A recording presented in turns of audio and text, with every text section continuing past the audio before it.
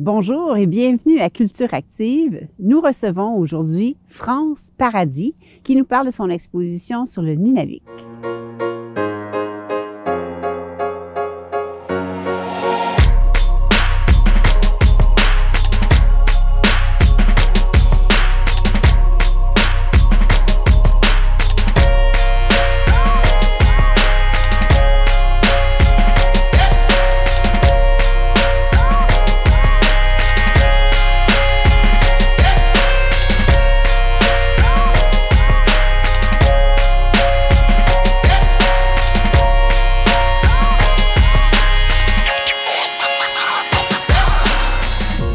Bonjour France. Bonjour Brigitte.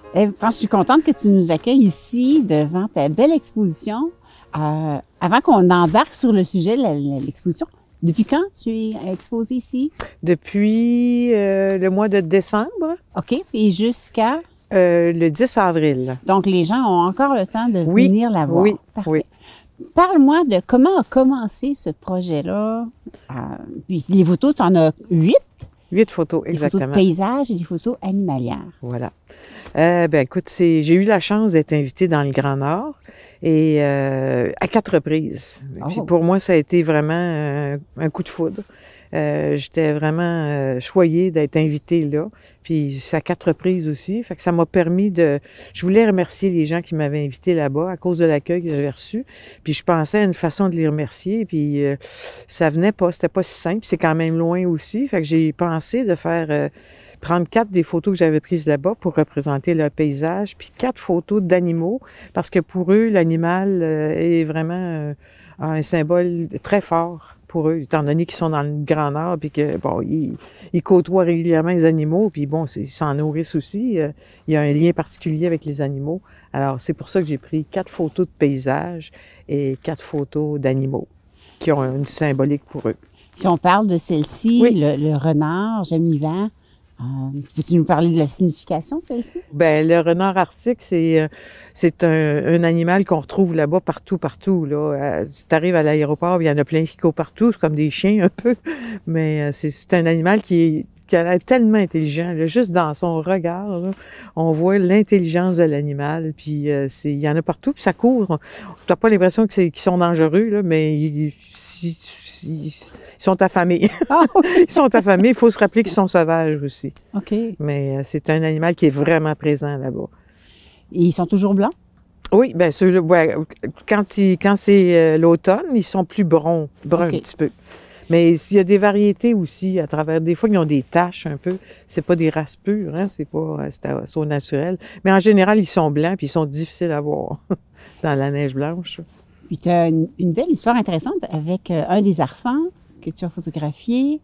Ah oui, un arfan, mais ça, c'est... j'étais en voyage, j'étais dans un avion en route pour le Costa Rica, puis on nous annonce que le capitaine qui conduit l'avion, c'est le capitaine Robert Piché. Fait que là, tout le monde applaudit, puis tout le monde se sent en sécurité parce qu'on est avec le meilleur commandant au monde, hein? Celui qui a réussi à atterrir aux Açores de façon en catastrophe, là, tu sais. Puis là, ils nous disent, bon, si vous voulez aller voir le commandant Piché, vous pouvez y aller, tu sais. Fait que moi, j'ai attendu, il y avait plein de monde qui y allait. Puis vers la fin, je suis allée, puis juste avant il me voyait pas, il était assis aux commandes de son avion. Puis là, je le regardais, puis il y avait un sourire de côté, je voyais qu'il y avait un sourire d'enfer, tu sais. Je me disais, mon Dieu, cette personne-là est sur son X. Il a vraiment l'air heureux, tu sais. Fait que je me suis approchée, puis là, il dit « Bonjour, madame ». J'ai dit « Bonjour, monsieur ». J'ai dit « Vous, là, vous portez chance, hein ». J'ai dit « Peux-tu vous toucher ?» Il me dit « Oui, madame, touchez. » Toucher. J'ai vraiment trouvé quelqu'un qui était impressionnant dans son naturel, mais aussi dans ce qu'il a réalisé. Puis avant de sortir de l'avion, j'étais sur le tarmac, puis j'ai regardé, puis je voyais son visage dans le hublot. Puis encore là, avec l'avion, ça me faisait penser à un gros oiseau, tu sais. Puis je me disais, mon Dieu, c'est un de nos héros québécois. Ça, j'aimerais ça lui rendre un hommage, tu sais. Puis c'est resté dans ma tête comme ça. Puis à peu près 2 ans après, je fais un shooting photo avec un arfan dans le coin de Lévis. Puis c'est une journée particulièrement froide, plus froide qu'aujourd'hui encore. Puis j'étais couchée à terre, puis pour prendre des photos. Puis à un moment donné, je vois l'arfan qui s'en vient vers moi. Puis il met il dépose une patte, il y avait une patte dans les airs, puis une patte sur le sol. Puis là, j'ai fait une photo dont je suis très fière. Puis là, je me suis dit, ah, c'est le commandant Piché. Il avait l'air tellement en contrôle de son vol, de sa façon de bouger. Ça m'a fait penser au commandant Piché. Fait qu'il y a eu une exposition au Club Photo, où on a exposé nos photos au centre-ville. Puis c'était cet oiseau-là que j'avais décidé de mettre en lumière. Puis c'était marqué « Hommage au commandant Piché ». Puis pendant que j'étais là, à un moment donné, il y a un monsieur qui me dit « Hey, il dit là, le commandant Piché, il sait-tu que vous avez fait ça, cette photo-là? » J'ai dit « Non. » Ben, ça serait le fun qu'il le sache. Fait que là, ça m'est resté dans la tête. Puis à un moment donné, je suis allée sur Internet, puis j'ai vu commandant Piché, puis là, il partait une nouvelle, il y a des maisons, lui, pour les gens en difficulté. Il partait une nouvelle maison dans la région de Sherbrooke, puis il fait une blague en disant « Je vais avoir besoin de décoration. » Fait que là, je me suis dit, ce grand tableau-là, qu'est-ce que je ferais avec ça à la maison? Fait que j'ai communiqué avec lui, puis je suis allée y porter la photo pour ses œuvres, pour ramasser des sous. Fait que il m'a dit qu'il le garderait dans son bureau. Ah, wow! Fait que oui, c'est ça. Mais j'ai une thématique de hommage à. OK. Parce que j'ai remis aussi une photo, un peintre, un artiste, Marc Séguin. Je sais pas si vous connaissez. Non. Mais en tout cas, c'est quelqu'un, un Québécois qui est assez impressionnant. Qui écrit, il peint, il va régulièrement à New York. Je pense que son coin est à New York pas mal. Mais lui aussi, j'ai remis un coyote. Lui, Ah! Dans tes photos de paysage, oui. Les couleurs sont riches. C'était impressionnant. Est-ce que c'était des levées de soleil? Bien, c'est ça. À 11 h, il y en a une que vous allez voir possiblement, là, qui est très colorée, mais c'était à 11 h le matin. Fait que tu as l'impression que c'est à peu près à 3 h de l'après-midi pour nous, là.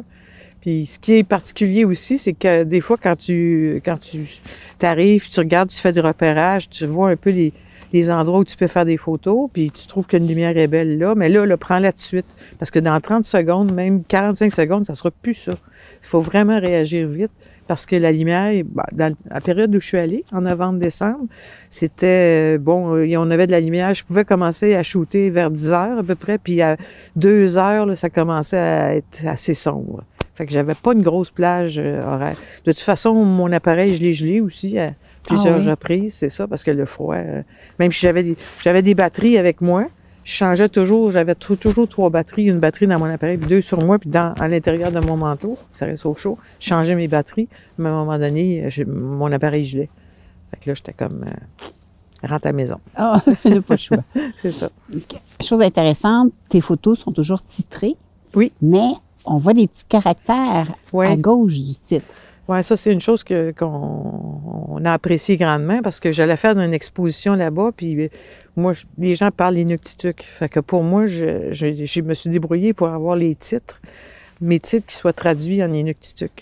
Fait que quand les gens ont vu ça, ils ont été touchés parce que apparemment il y a beaucoup de personnes qui ont fait des expositions, puis il n'y a pas personne qui a pensé à les mettre dans leur langue. Belle attention, ça. Oui, écoute, pour moi, c'était comme normal, là, mais ils ont apprécié. Tu parles que tu aimes faire des projets, tu as ce projet-ci. Oui.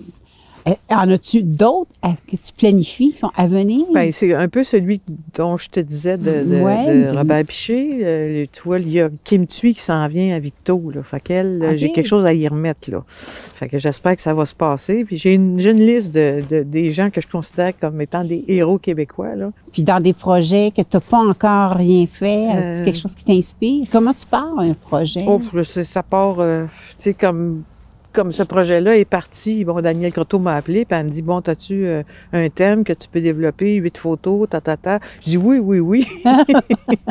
Mais là, je dépose mon sel, puis là, je me suis dit, ouais, OK, 8 photos, Mais tu sais, ça n'a pas été long. En 10 minutes, j'avais mon idée et tout ça, parce que, mais tu sais, des fois, quand on pense à quelque chose, il y a un événement qui se produit, ça nous revient, ça fait longtemps que je voulais remercier les Inuits, fait que ça a été comme ma façon de leur rendre hommage aussi.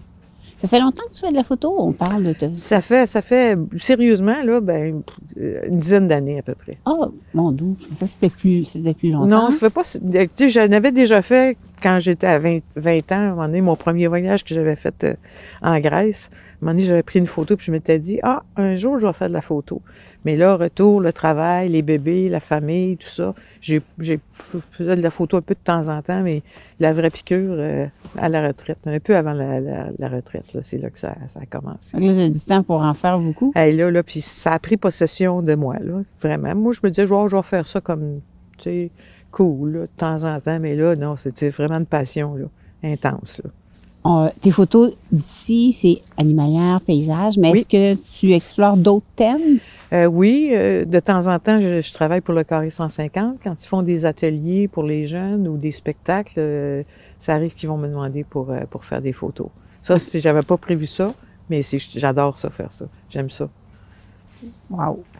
Est-ce que tu as des choses que tu n'as pas touchées, par contre, encore? Tu te dis, Ouais, la j'aimerais macro, développer. j'ai pas touché tellement.